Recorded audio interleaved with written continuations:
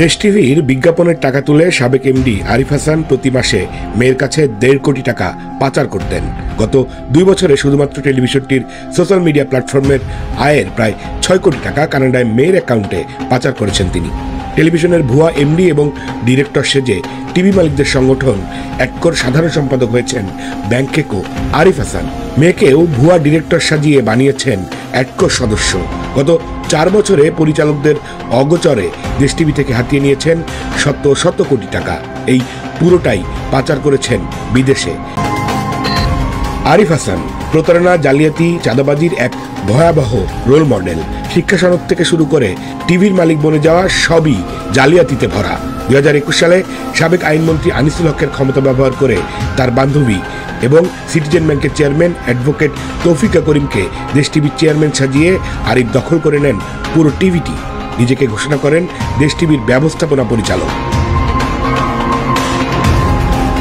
সবশেষ সরকারি আরজিসির তথ্য অনুযায়ী আরিফ হাসান দেশ টিভির পরিচালক বা একক মালিক নন। প্রতিষ্ঠানটির 13 জন শেয়ার হোল্ডারের একজন। এর মধ্যে 5 আগস্ট ছাত্র জনতার অভ্যুত্থানের পর টিভি মালিকদের সংগঠন অ্যাসোসিয়েশন অব টেলিভিশন ওনার্স অ্যাডকোর নির্বাচনে অংশ নিয়ে সাধারণ সম্পাদক হন আরিফ। নিজের মেয়েকে বানান অ্যাডকোর সদস্য। অথচ এই সংগঠনের সদস্য হতে হলে তাকে অবশ্যই টিভির পরিচালক হতে হবে। এখানেও অ্যাডকোর সদস্যদের চোখে ধুলা দিয়ে জালিয়াতির আশ্রয় নেন অ্যাডকোর সাধারণ সম্পাদক আরিফ হাসান।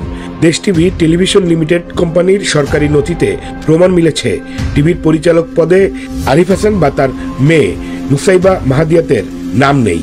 মন্ত্রণালয়ের নথিতেও টিভি পরিচালক বা এমডি হিসেবে আরিফ হাসান বা তার পরিবারের কারো নাম পাওয়া যায়নি।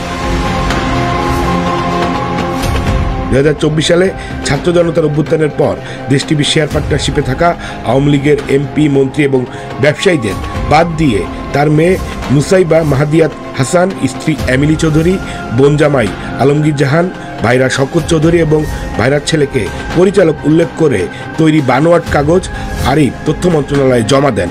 কাগজপত্র ভুয়া প্রমাণিত হয় মন্ত্রণালয় তা প্রত্যাখ্যান করে। সম্প্রতি আরিফ ছাত্র হত্যা মামলায় কারাগারে গেলে দেশ টিভির গত 4 বছরের কার্যক্রমের অভ্যন্তরীণ অডিট করে মালিকপক্ষ। এখানে উঠে আসে আরিফ হাসানের অর্থ আত্মসাতের ভয়াবহ চিত্র। আরিফ টাকা লুটপাটের জন্য একদিকে ব্যাংক হিসাব পরিচালনা করতেন ব্যক্তিগতভাবে পরিচালকদের অগোচরে। টিভির বিজ্ঞাপনের টাকা তুলে বিদেশে পাচার করেছেন।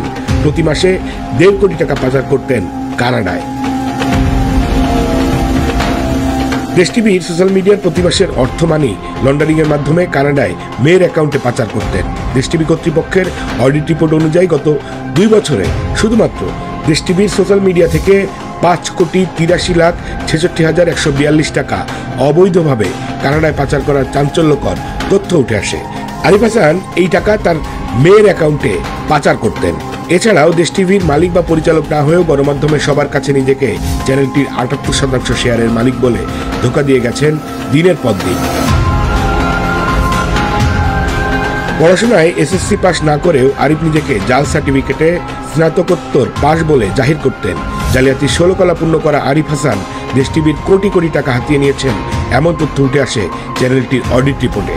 চ্যানেলটির অভ্যন্তরীণ অডিট রিপোর্টে উঠে আসে আরিফের মেয়ে বিদেশে অবস্থানরত নুসাইবা মাহাদিয়াতকে দেশ টিভির সিও সাজিয়ে প্রতি মাসে নগদ 1,60,000 টাকা বেতন দিয়ে সেই টাকা হাতিয়ে নেওয়া হচ্ছে। ছাত্র জনতার অভ্যুত্থানের হত্যা মামলায় অর্থ যোগানদাতা হিসেবে 2 মামলায় কারাগারে রয়েছেন আরিফ হাসান। এছাড়া জালিয়াতি করে ব্যাংক থেকে 600 কোটি টাকা আত্মসাতের অভিযোগে দুদকের 2 মামলায় তাকে শোন অ্যারেস্ট দেখাতে আদালতে আবেদন করেছে দুর্নীতি দমন কমিশন। ইতিমধ্যে দেশ টিভির এমডি আরিফ হাসানের মেয়ে কানাডায় পালিয়ে গেছেন। তার স্ত্রী আগে থেকেই কানাডায় অবস্থান করছেন। তার বিরুদ্ধে কানাডায় 1000 কোটি টাকা পাচারের অভিযোগ রয়েছে। কানাডার টরেন্টোতে 82 হলিউড এভিনিউতে রয়েছে আরিফের বিলাসবহুল বাড়ি।